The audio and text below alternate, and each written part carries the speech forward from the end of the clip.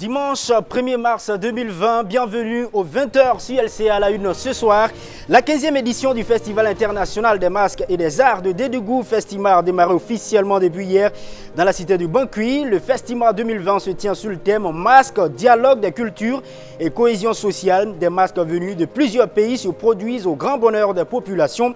Nos reporters vous le feront vivre aussi dans ce journal.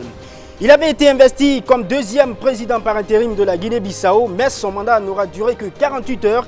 Cipriano Kassama renonce à ce poste. Il évoque comme raison des menaces reçues contre sa personne. L'actuel président de l'Assemblée nationale de la Guinée-Bissau dit vouloir agir dans l'intérêt du pays. À suivre donc les explications dans un instant. Dans ce journal également, nous serons avec Aruna Diko, l'ex-président du Rassemblement politique nouveau, le RPN. Il a annoncé officiellement son retour sur la scène politique du Burkina Faso il y a quelques semaines. L'homme politique trouve inopportune la tenue de l'élection présidentielle de novembre prochain. Avec lui, nous reviendrons largement sur cette question dans cette édition.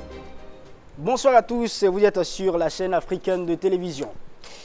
On y va. Tout d'abord en Guinée-Bissau pour commencer cette édition. Cipriano Kassama, investi président par intérim du pays le vendredi dernier, n'a pas attendu longtemps pour donc abandonner ce poste si convoité. Il a annoncé qu'il renonce à ce poste ce dimanche même à cause des menaces qu'il a reçues. L'actuel président de l'Assemblée nationale indique vouloir agir dans l'intérêt des Bissau-Guinéens.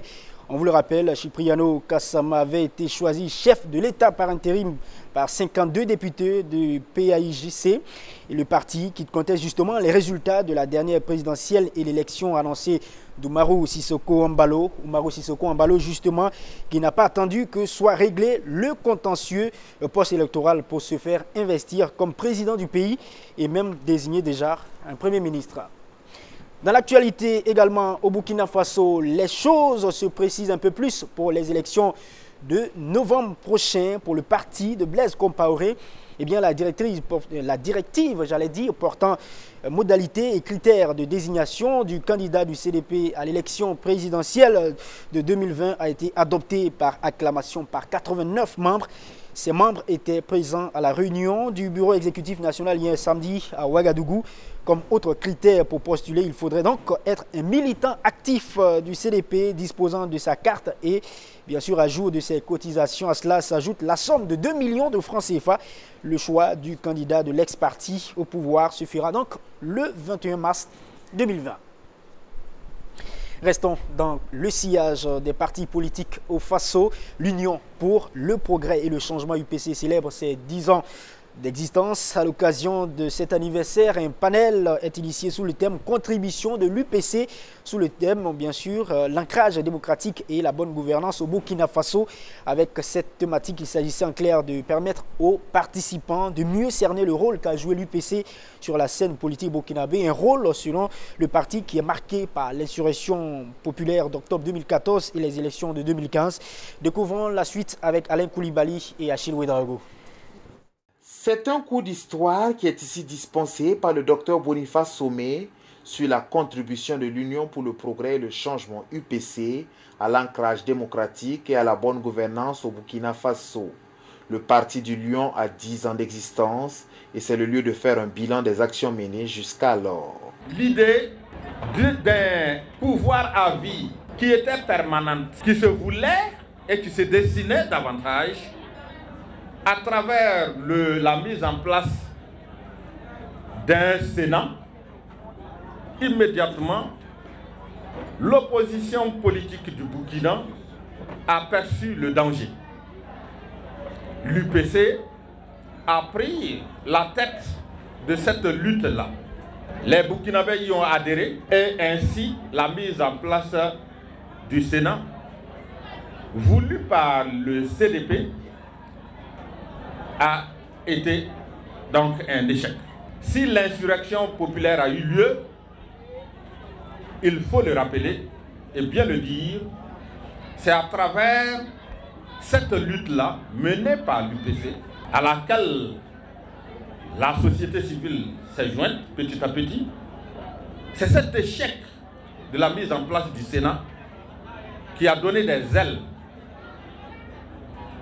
vers la lutte véritablement contre la révision de l'article 37. Alors, cette insurrection, il faut le rappeler, a été l'œuvre, l'inspiration, la méthode de l'UPC. Et donc, cela a été véritablement une contribution essentielle à l'ancrage démocratique dans notre pays. Plusieurs autres communications étaient au cœur des échanges, notamment celle sur la participation de l'UPC à l'animation de la vie politique de l'Assemblée nationale. Un panel qui se tient en marge de la commémoration des 10 ans d'existence de l'UPC. Le MPP, lui, poursuit sa course pour les élections à venir. Les élèves et étudiants du Parti du Soleil Levant se mobilisent donc pour une victoire éminente au soir du 22 novembre. Cet après-midi, même au centre culturel Jean-Pierre Guingané, c'est à Ouagadougou. Ils ont tenu une assemblée générale, rencontre au cours duquel ils réaffirment leur soutien au président du Faso, Roch Kaboré. Julie Kimadi, Constantin Sida. L'heure est proche, ils sonnent la mobilisation. Les élèves et étudiants du MPP, le mouvement du peuple pour le progrès, se rassemblent. Ce dimanche à Ouagadougou, ils réfléchissent à une meilleure stratégie pour une nouvelle victoire du MPP aux élections à venir. Les jeunes ont leur rôle à jouer et ils comptent passer à l'action pour conserver le fauteuil présidentiel. Nous avons triomphé et nous triompherons toujours. Oui, la jeunesse estudiantine et scolaire triomphera toujours. C'est le lion pour moi.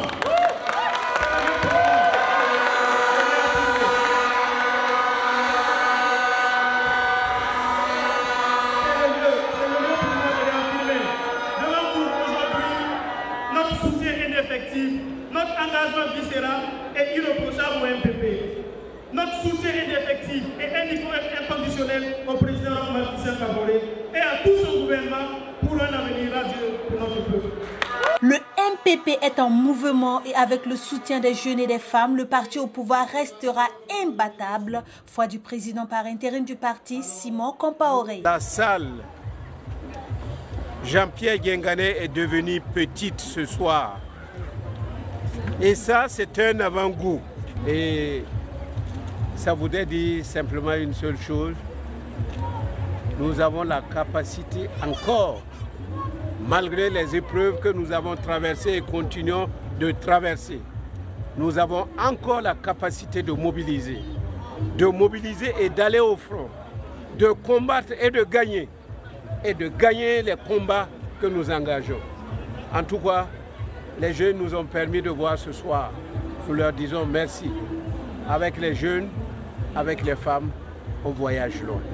Même son de cloche sur les autres personnalités présentes à cette assemblée générale. Elles ont par ailleurs saisi l'occasion pour mettre les points sur les i en ce qui concerne l'actualité de l'heure, la problématique de l'IUTS. Nous avons la question tout justement de l'UTS, etc. Ils ont besoin de savoir.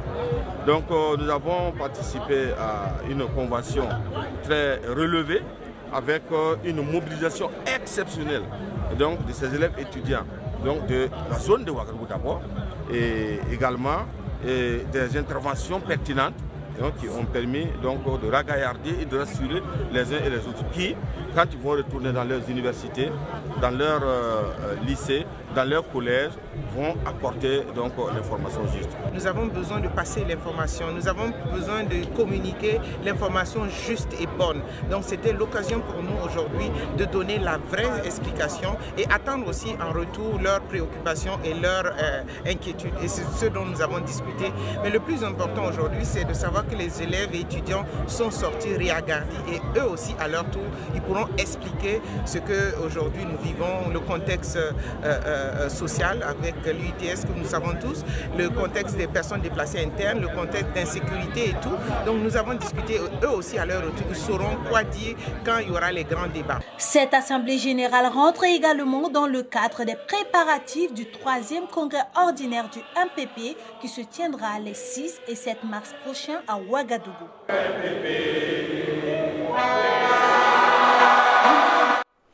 Nous poursuivons cette édition avec sur ce plateau Aruna, que dis-je, Aruna Diko, bien sûr, vous l'aurez remarqué, homme politique et ancien président du parti Rassemblement Politique Nouveau, qui est le RPN, c'est bien cela. Mais aujourd'hui, il est le président d'honneur du parti. Aruna Diko, bonsoir. Bonsoir. Et bienvenue sur le plateau de LCA.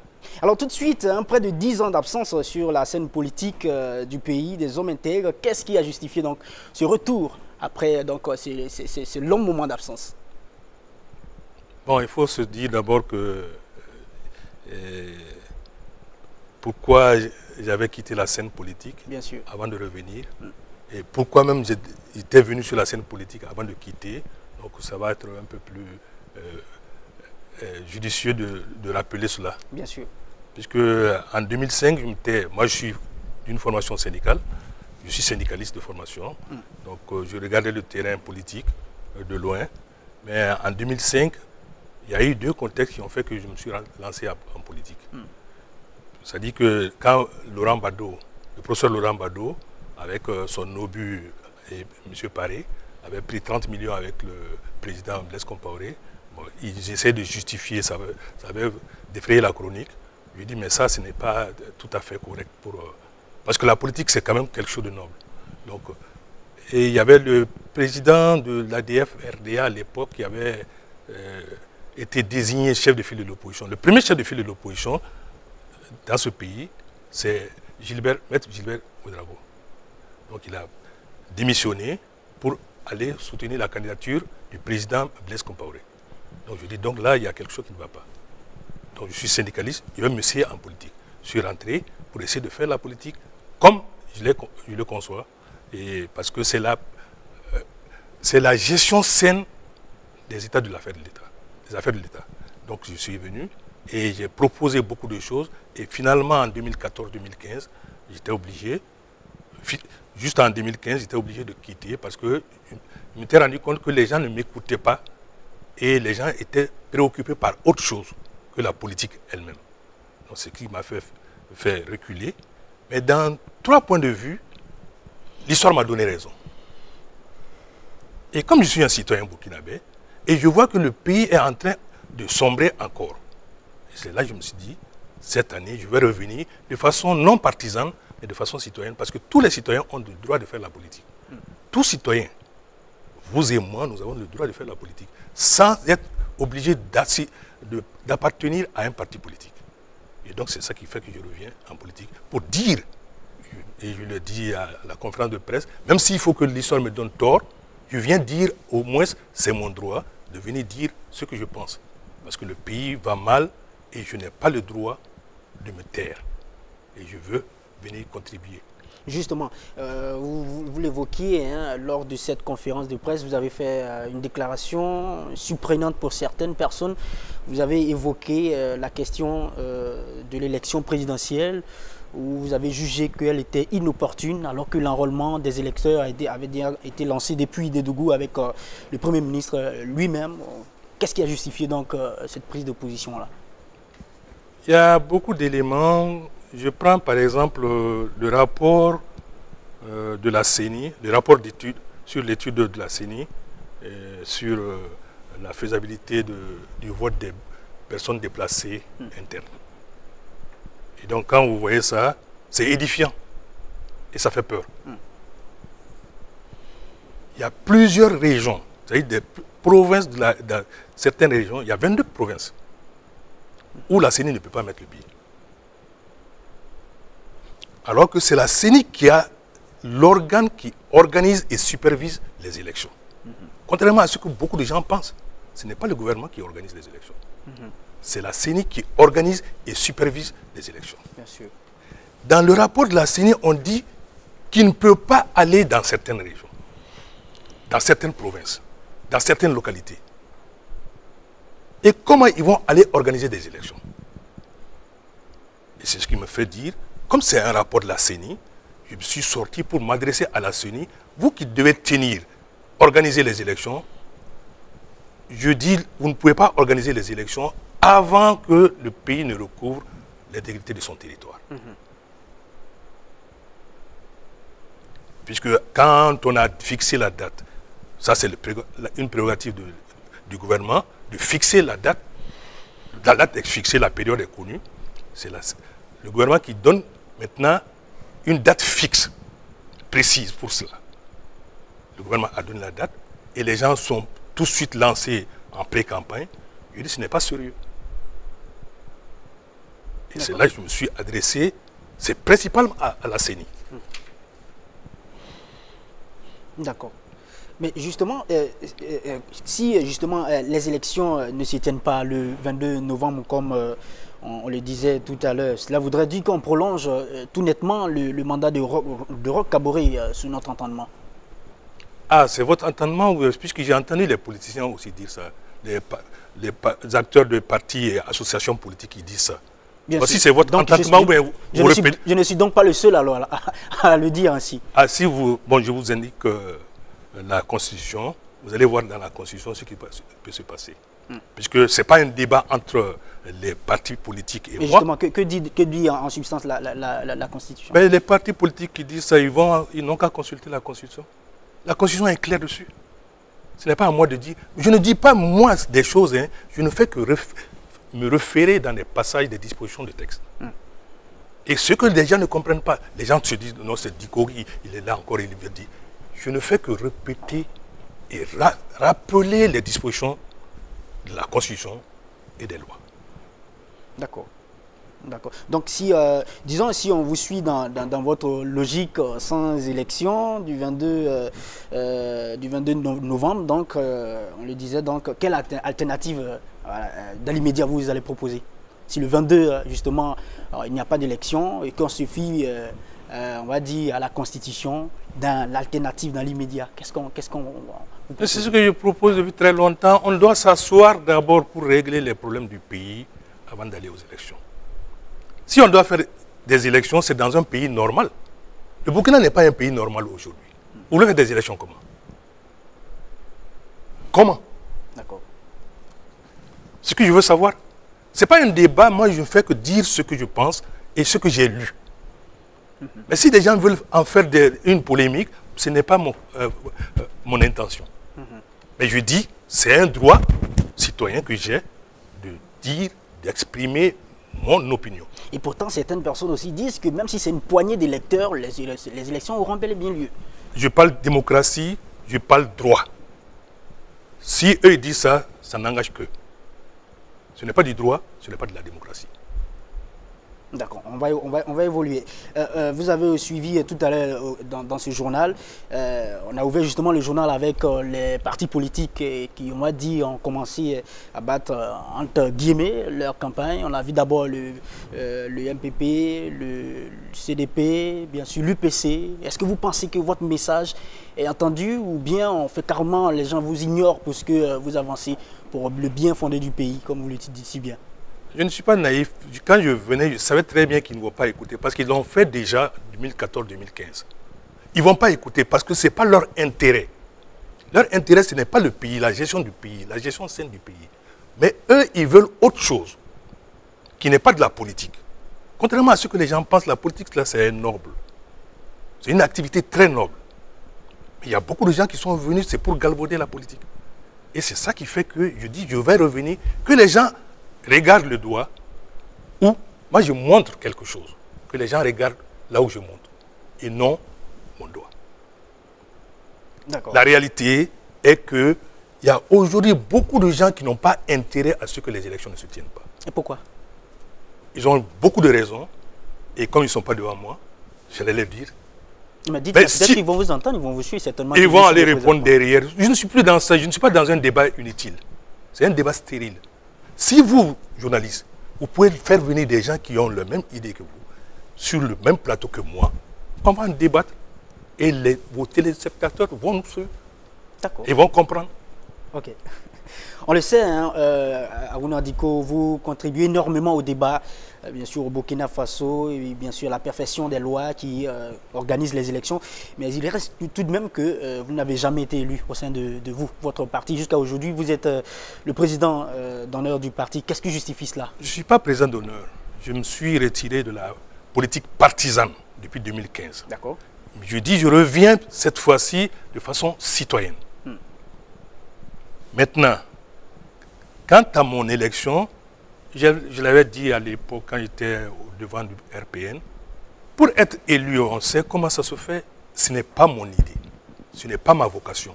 De me faire élire sur la bannière de quelque chose et puis trahir. Vous avez vu comment les gens se trahissent? Quand je vais dans quelque chose, c'est que je suis convaincu. Vous vous rappelez, il y a des conseillers qui étaient du CDP ou quoi, ils n'ont pas, en 2012, ils n'ont pas eu de place au CDP, ils sont partis se faire élire sur la bannière de l'UPC. Juste après l'élection, ils ont démissionné pour aller soutenir le CDP. Non, de telles attitudes, comment vous commentez ces genres d'attitudes? Ce n'est pas de la politique, c'est du business. Et même ils le disent. Donc vous ne faites pas du business, vous faites de la politique. Je vais faire de la politique. D'accord. Mon droit, c'est de faire de la politique. Ok. Très bien. Donc, Aruna Diko, on va vous dire merci. Merci beaucoup d'être passé sur notre plateau. Certainement qu'on aura d'autres occasions, comme vous l'avez su bien proposer, avec des personnalités, qu'on va confronter les idées, certainement. Ah, ça me fera beaucoup plaisir. On a plein d'autres émissions aussi. On sera vraiment ravis. J'ai fait 10 ans, je n'attendais que ça, mais je ne l'ai pas eu. Mais maintenant, je viens de façon citoyenne. S'il y a des gens qui veulent me confronter, je suis vraiment disposé. Bien.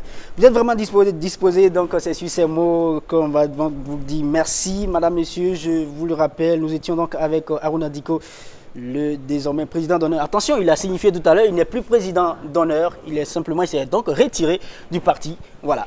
Donc merci beaucoup d'être passé sur le plateau. Dans la suite de ce journal, et c'est parti pour le Festima 2020, le festival des masques et des arts de Dédougou, donc qui a ouvert officiellement ses portes hier samedi dans la cité de Bankui.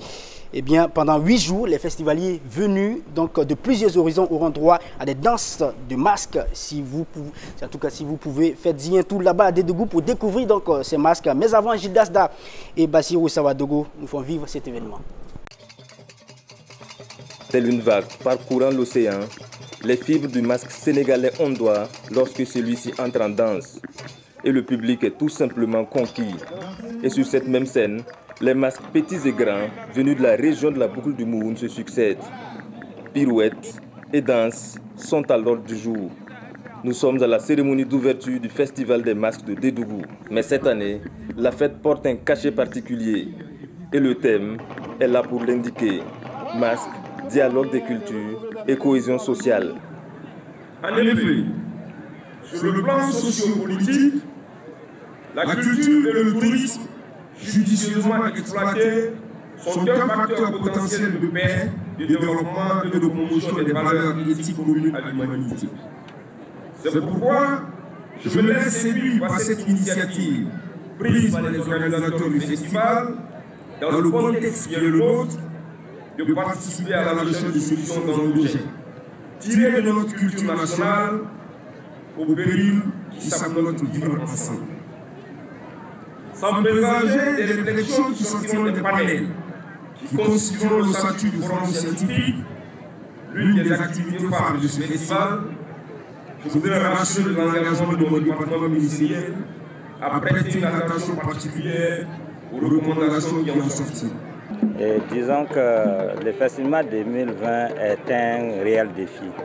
Un défi face à la situation que tout un chacun connaît aujourd'hui. Un défi également pour pouvoir pallier les difficultés financières que connaît un peu partout l'organisation de plusieurs activités. Et disons que le festival veut toujours tenir ses paris d'être fidèle aux festivaliers, à toutes ces personnes qui l'attendent, qui veulent qu'à chaque dernière semaine du mois de février, on puisse voir des masques du monde se retrouver ici à Dédougou. La 15e édition du festival est marquée par un cachet totalement particulier, l'apparition des masques venus de Maoula. Ces masques, appelés masques fantômes, ne sortent qu'une fois tous les 25 ans.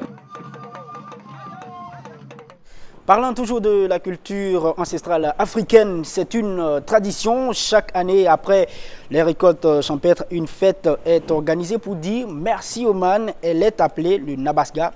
Eh bien, et cette année, Sa Majesté Naba Kangré de Koubri. Koubri, c'est à quelques kilomètres donc, de la capitale Ouagadougou. Il n'a pas dérogé à la règle. Toute la journée d'hier, les populations de plusieurs localités, y compris celle de Koubri, étaient donc présentes en main de file au palais royal pour bénéficier donc des bénédictions. Oumou Konaté et Constantin Tieda y étaient, pas pour les bénédictions, mais pour vous rapporter ce reportage. Assis sous un hangar, les invités attendent impatiemment leur tour pour ne serait-ce s'incliner devant le chef. Des présents de toutes catégories, le Naba Kangré de Koubri les reçoit et en retour formule des vœux de bénédiction. Plus qu'une occasion de faire la fête, cette cérémonie traditionnelle encore appelée le Nabasga est un devoir, voire une obligation pour tout chef traditionnel. Après les récoltes, il faut remercier les ancêtres. Et c'est une nouvelle année qui est là, qu'il faut demander aux ancêtres de nous donner une longue vie, de nous donner la paix sociale et de nous donner tout ce qu'il y a de commodité pour notre survie. Il est bon de savoir que c'est en guise de reconnaissance que chaque personne envoie un présent au chef, mais aussi pour l'effort fourni par ce dernier pour la société. Le souhait de Sa Majesté Naba Kangré est justement la concorde, la paix et surtout le souhait de pérenniser la tradition qui sans doute est la solution aux maux de la société. C'est le manque justement de tradition qui nous a amené tous les maux de la société que nous vivons aujourd'hui. Si nous puisons beaucoup dans la tradition, nous allons résoudre beaucoup de problèmes de la société. Donc je leur demande à ne pas abandonner la tradition parce que c'est quelque chose qui nous a amenés jusqu'à maintenant dans la paix. Et si la tradition s'en va, bonjour le désordre, bonjour justement tout ce que nous voyons comme mot de la société aujourd'hui. Le Nabaska est une fête traditionnelle instituée dans le royaume Moussi pour communier avec les ancêtres. Cette journée est ponctuée par les salutations des différentes couches sociales de la population venues faire allégeance au chef et lui transmettre ainsi leur loyauté. Littérature et religion, on en parle aussi dans ce journal. L'abbé Kispoensida Simon Jude Conseilga, prêtre de l'archidiocèse de Ouagadougou, veut éclairer davantage les fidèles chrétiens sur les saintes écritures dans son sacerdoce de servir Dieu. Il a aussi produit des livres. La dernière sortie de ses écrits est intitulée « La prière à l'œuvre du silence de Dieu ». Ce livre propose des pistes de solutions à certains problèmes spirituels comme ceux relatifs aux maris et femmes de nuit. La dédicace de ce livre est intervenue le jeudi dernier à la paroisse cathédrale Notre-Dame de l'Immaculée de Ouagadougou avec la présence de Ahmed Nanema et Achille Ouedraogo.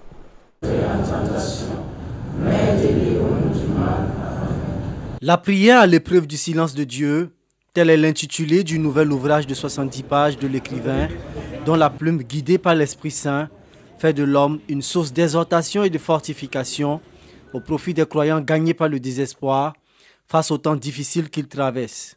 La cérémonie de dédicace de l'œuvre a lieu ici dans la grande salle de la paroisse cathédrale Notre-Dame de l'Immaculée de Ouagadougou. C'est vraiment une invite et toujours demander aux gens de laisser Dieu être Dieu en eux. Laisser Dieu être Dieu en eux. Ça veut dire il faut toujours dans la prière demander que la volonté de Dieu se réalise en chacun de nous. Comme nous le disons dans notre prière de tous les jours, le Notre Père. Que ton règne vienne, que ta volonté soit faite sur la terre comme au ciel. Il n'y a pas lieu d'avoir peur face à la recrudescence de l'insécurité au Burkina Faso, dit l'auteur, avec la ferme conviction que sans la prière, la situation aurait pu être pire. Il n'y a pas lieu d'avoir peur, d'autant plus qu'il faut se dire que c'est parce que nous prions que la situation est ainsi. Si nous ne devons pas prier, il faut savoir que tout le monde allait être plongé, j'allais dire, dans un scandale, j'allais dire. Puisque le fait de prier, ça apaise nos cœurs. Et ça nous invite à partager cette paix autour de nous. Puisqu'on ne peut pas parler de paix sans, effectivement, inviter les autres aussi à vivre la paix. Être des peacemakers. Ayant plus d'une corde à son arc, l'homme fait aussi ses preuves dans la musique en enregistrant son single titré « Les merveilles du silence de Dieu ». L'œuvre musicale vient comme un accompagnement. Parce que si vous écoutez bien les paroles, je parle des trois œuvres. Des esprits mauvais, des esprits impurs, et je parle aussi du silence apparent de Dieu. L'abbé Kispoensida Simon Jude Conseilga, puisque c'est de lui qu'il s'agit, possède à ce jour 3 œuvres littéraires avec pour thématique des sujets typiquement spirituels. Ainsi, son chef-d'œuvre, La prière à l'épreuve du silence de Dieu, vient s'ajouter aux 2 autres que sont Les maris et femmes de nuit, Un problème, une solution, une prière, et Dieu guérit les maris et femmes de nuit, blocage, témoignage, déblocage. 400 éleveurs sont bloqués entre le Burkina Faso et le Bénin. Pourquoi? Eh bien, le Bénin a décidé de fermer ses frontières aux transhumants étrangers pour des raisons de sécurité. Cette interdiction rend leur situation critique car durant la période de soudure, la plupart des troupeaux des pays sahéliens viennent chercher des pâturages dans les pays côtiers. Un éleveur burkinabé, après avoir parcouru 200 km avec son troupeau, a confié à Radio France Internationale qu'il y a problème d'eau et d'arbres et de quelques troupeaux qu'il a ne peuvent plus se lever avant d'ajouter que les animaux vont tous mourir. Le réseau d'éleveurs ouest-africains a rejeté cette décision qui pointe les pasteurs d'être à l'origine des violences. Eh bien, pour le réseau, c'est une forme de stigmatisation. Pour le moment, seul le Niger bénéficie d'une mesure d'exception et depuis ce dimanche, les éleveurs nigériens peuvent aller au Bénin, mais à des conditions strictes. Seuls 3 points d'entrée ont été donc autorisés. Les noms des transhumants doivent avoir été transmis au préalable et le nombre de têtes de bétail est limité à 5000. Ne dit-on pas que la patience et la persévérance conduisent toujours à des moments de joie et de bonheur? Eh bien, c'est le cas de Souleymane Youssouf Koré, de gardien d'un ministère. Il est aujourd'hui ministre de l'Information et de la Communication du Somaliland. Le bâtiment qu'il surveillait abritait le média public du pays. Au début, en raison de son statut de gardien, il n'était pas autorisé à entrer dans le bureau des responsables. Mais aujourd'hui, il est la plus haute personnalité du complexe abritant ce média. En 1984, quand il commençait ce métier, il percevait $12, environ 6 000 francs CFA. Aujourd'hui, comme les autres ministres du Somaliland, il gagne $2000 par mois, soit près de 10 millions de francs CFA auxquels s'ajoutent des indemnités pouvant s'élever à $705. C'est très logique pour moi de diriger le ministère de l'Information où j'ai travaillé pendant ma jeunesse. Cela donne donc un sens particulier à ma vie, donc laissez entendre le nouveau ministre de la Communication du Somaliland. Eh bien, c'est sous cette note, nous avons une pensée pour tous les veilleurs de nuit. Courage et considérez en tout cas ce boulot comme un tremplin. Il faut surtout travailler avec beaucoup de courage et beaucoup de respect, surtout beaucoup d'honnêteté, car le meilleur reste à venir. Voilà, c'est donc ici qu'on met un point final à ce journal. Merci à vous tous de nous avoir suivis. Dès demain, une autre équipe s'installe pour vous donner d'autres actualités avec le même plaisir. D'ici là, portez-vous bien et excellente soirée sur LCA.